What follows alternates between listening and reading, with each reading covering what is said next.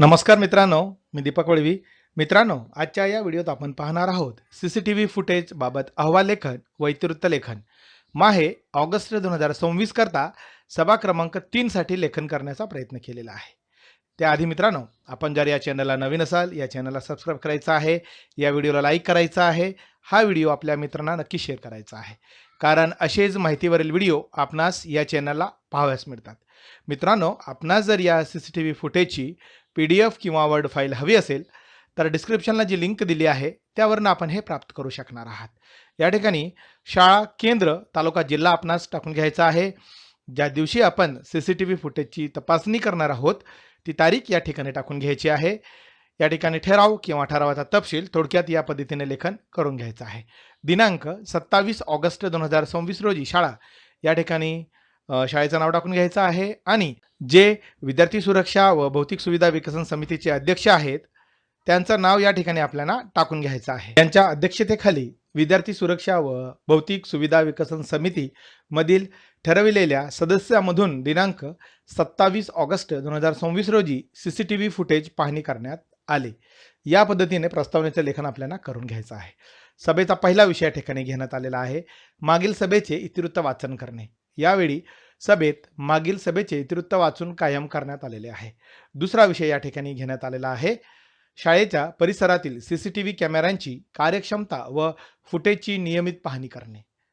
आज विद्यार्थी सुरक्षा व भौतिक सुविधा विकसन समितीच्या सदस्यामधून सीसीटीव्ही कॅमेऱ्याची कार्यक्षमता व फुटेजची पाहणी करण्यात आली. बैठकीमध्ये शाळेच्या परिसरातील सीसीटीव्ही कॅमेऱ्यांची कार्यक्षमता तपासण्यात आली.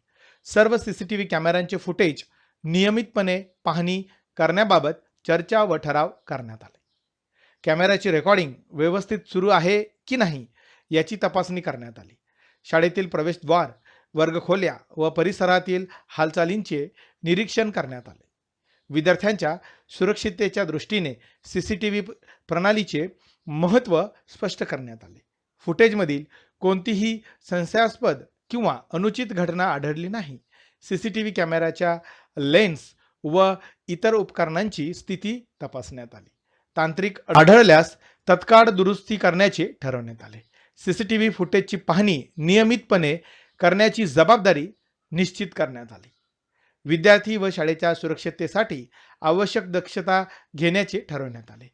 समितीच्या सदस्यांनी सीसीटीव्ही निरीक्षणाबाबत समाधान व्यक्त केले. अशा प्रकारे विद्यार्थी सुरक्षा अधिक सक्षम करण्यासाठी आवश्यक कार्यवाही करण्याचा निर्णय यावेळी घेण्यात आलेला आहे. पुढचा विषय आहे विषय क्रमांक 3, विद्यार्थ्यांची सुरक्षितता, शिस्त व शाळेच्या परिसरातील हालचाली यांचे निरीक्षण करणे. बैठकीमध्ये शाळेच्या परिसरातील विद्यार्थ्यांची सुरक्षितता व शिस्त याबाबत चर्चा करण्यात आली. सीसीटीव्ही कॅमेऱ्यांच्या माध्यमातून शाळेच्या परिसरातील हालचालीचे निरीक्षण करण्यात आले. विद्यार्थ्यांच्या सुरक्षिततेच्या दृष्टीने सीसीटीव्ही फुटेजची पाहणी करण्यात आली. शाळेच्या प्रवेशद्वार, वर्गखोल्या व परिसरातील हालचाली तपासण्यात आल्या. विद्यार्थ्यांमध्ये शिस्त व सुरक्षिततेचे वातावरण असल्याचे निदर्शनास आले. सीसीटीव्ही कॅमेऱ्याचे रेकॉर्डिंग व्यवस्थित सुरू असल्याची खात्री करण्यात आली. कोणतीही अनुचित किंवा संशयास्पद घटना निदर्शनास आली नाही. विद्यार्थ्यांच्या सुरक्षिततेसाठी नियमित सीसीटीव्ही निरीक्षण करण्याचे ठरवण्यात आले.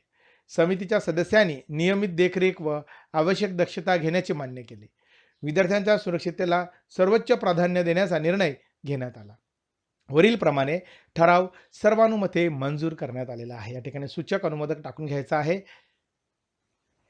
या ठिकाणी शेवटचं पेज जोडलेलं आहे. सभेस उपस्थित सदस्य, अनुक्रमांक, सदस्यांचे नाव, पदनाम आणि स्वाक्षरी करून आपण सीसीटीव्ही पाहणी केली याबाबत पुरावा आपल्या शाळेत आपल्या दप्तरी ठेवायचा आहे. याची जर PDF किंवा वर्ड फाईल हवी असेल तर डिस्क्रिप्शनला जी लिंक दिली आहे त्यावरून आपण हे प्राप्त करू शकणार आहात. धन्यवाद.